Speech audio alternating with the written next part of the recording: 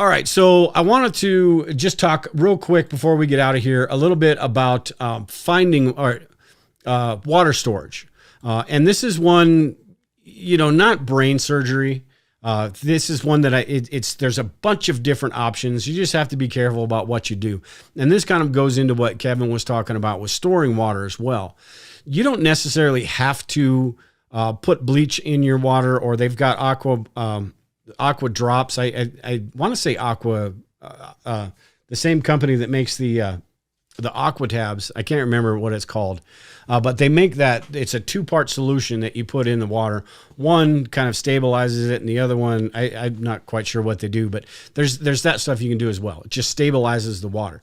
It's not absolutely 100% necessary. We've had water that when we used to do it when we first started the water storage, we'd use 2-liter water bottles, Arizona iced tea jugs, stuff like that are going to, last a while.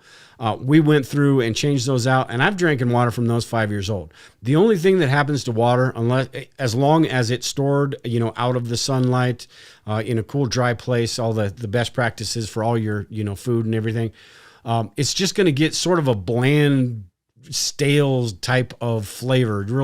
I don't know how to explain it, but it's just you can tell it's water that's been sitting there for a while. But it's not bad. It just tastes bad. You can swoosh that around a little bit, get some oxygen in there, and make it a little better. But it's not going to go bad. So water, as long as it's stored properly, is not going to go bad.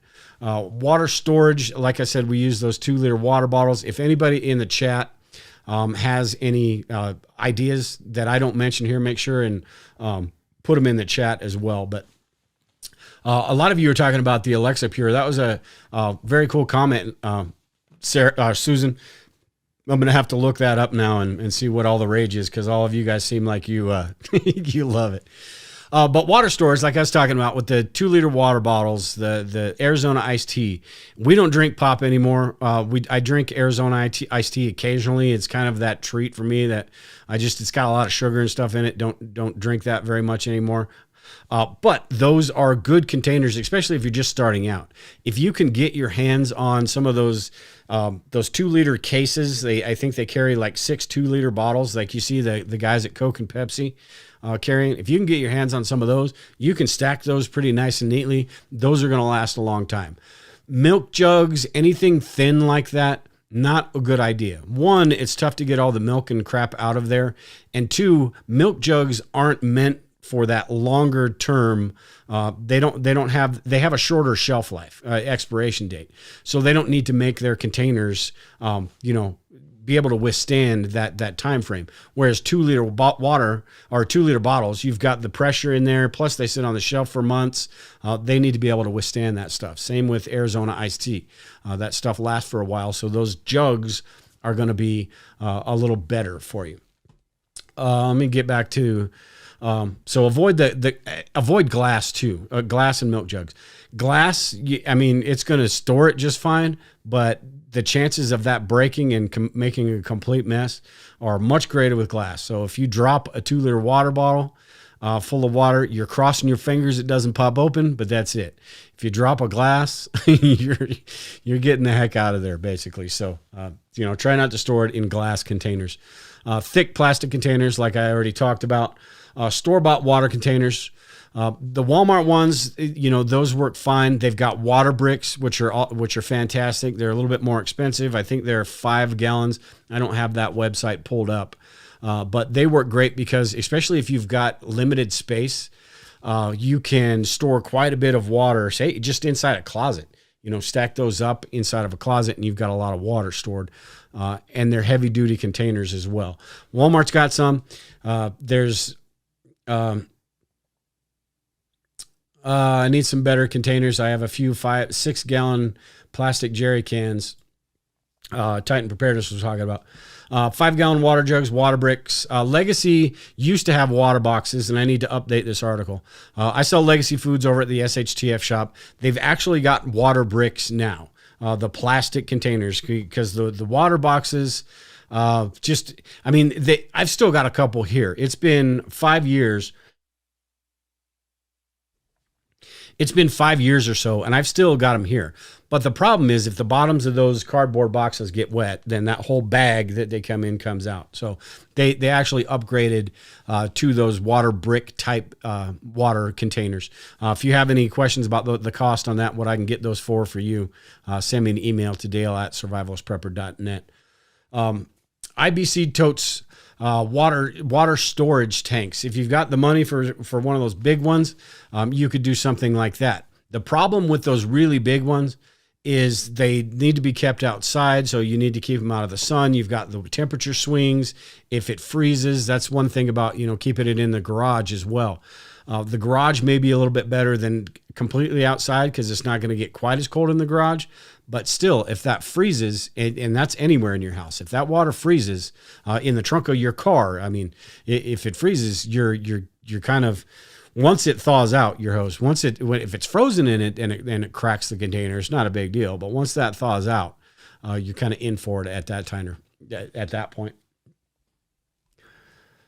Brandon made a good comment as well. Keep containers the size you can carry. Yeah, absolutely. Make sure that you're going to be able to carry them around. So if you are somebody that maybe disabled or elderly or something like that, maybe you do want it in those 2-liter bottles is probably the perfect size for you. You don't want the 5-gallon jugs where you have to get somebody to come get the water for you and all that. So absolutely a good point there, Brandon. I got to find my article. There we are. Hit the wrong button. Water disinfectants. We already talked about that a little bit. If you're using bleach, make sure it's unscented bleach. This is almost, I feel like something a little bit preaching to the choir with everybody in the chat, because this is one of those basic things with preparedness. Well, with unscented bleach, though, I'm going to go through this anyway because it's, just because I think a lot of people probably know this. There are probably people out there that don't, and it's good information. But bleach is, you use about 8 drops of bleach per gallon of water, and then to the point where you should faintly smell the bleach. And bleach will dissipate over time, so make sure you check before you put your water into storage. Make sure that if you add bleach after it's been stored, you wait at least 1 hour before you drink it. So yeah, don't pour the bleach in and then drink it. And by pour the bleach in, I mean the drops. I don't mean literally pour the bleach in the water.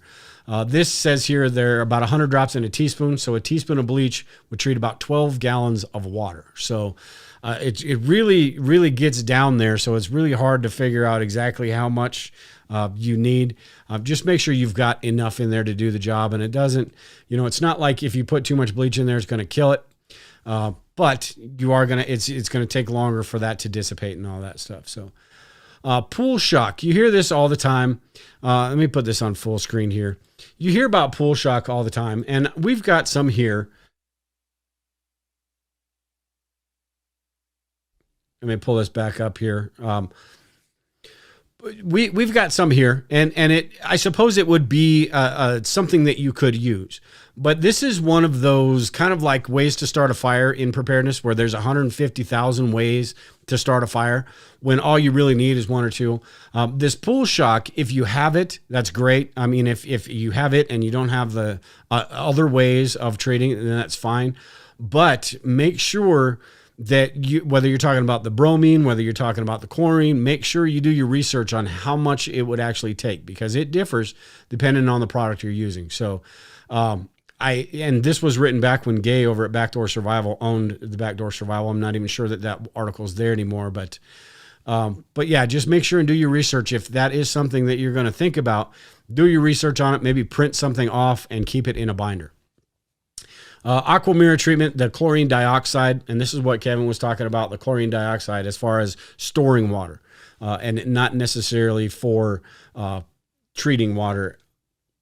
2 ounces Aquamira combined treats 30 gallons of water. Aquamira does do the water treatment as well. Actually, this Aquamira water treatment, reading my article here, this is the stuff that actually kills the bacteria, virus, and cysts. Storing water efficiently, water bricks, legacy water boxes, 2-liter water bottle crate, like I talked about. Let me see if this actually comes up here. No, these are not 2-liter water bottle crates. Okay. But you kind of, if you can find those, that would be great.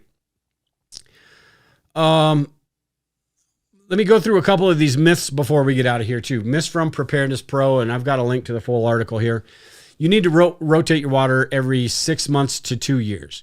And this is nonsense because, like I said, we've had 2-liter water bottles that have been sitting down here for 5 years, and once we replace those, and the water, like I said, you could totally tell it was not real good tasting water, but it wasn't bad tasting either. It was just kind of flat.